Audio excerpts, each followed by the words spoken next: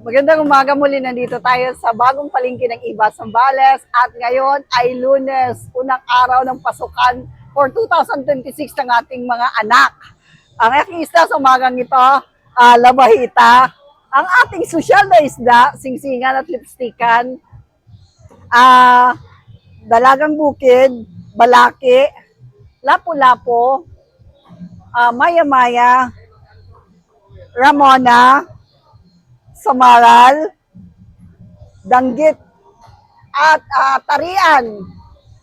Meron tayong tarian, bikilya, malabituin. At sa aking mga taga-subaybay, sa aking at the same time, aking mga suki, pumunta na kayo dito kasi kukunti lang ang ating mga isda sa umagang ito. At sa gaya ng sinasabi ko, malamig pa talaga ang dagat kaya hindi pa masyadong nakakalaot ang ating mga mangingisda. Usually, dumadagsang maraming isda pag February and March, April, May, June, ganun. Pero sa mga ganitong panahon talagang taglamig, walang masyadong So, inanyayahan ko na po kayo mamalingke at baka maya-maya lang. Kagaya kahapon, half day lang kami kasi wala nang isda. So, kahit sa palengke ng iba ngayon, kukunti lang ang mga isda natin. Ang makikita natin dito, mga karamihan, mga bangus at tilapia. Madalang ang isang bato. At sa lahat ng aking mga taga-subaybay, thank you once again from the bottom of my heart for your continued support sa lahat ng aking ginagawa. Salamat po ng marami. Once again, sa lahat, shout out sa inyong lahat, sa lahat ng aking mga silent followers, sa lahat ng aking mga followers na walang sawang sumusuporta at tumatangkilik sa akin. Thank you so much. Shout out sa inyong lahat.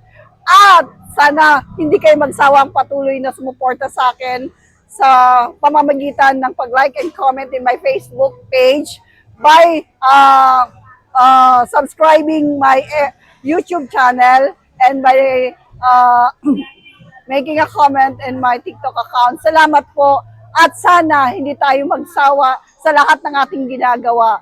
Let us put God first in everything that we do, and when the day is over, when we lie down in our bed, let us not forget to thank God sa lahat ng protection na binigay niya sa atin for the whole day.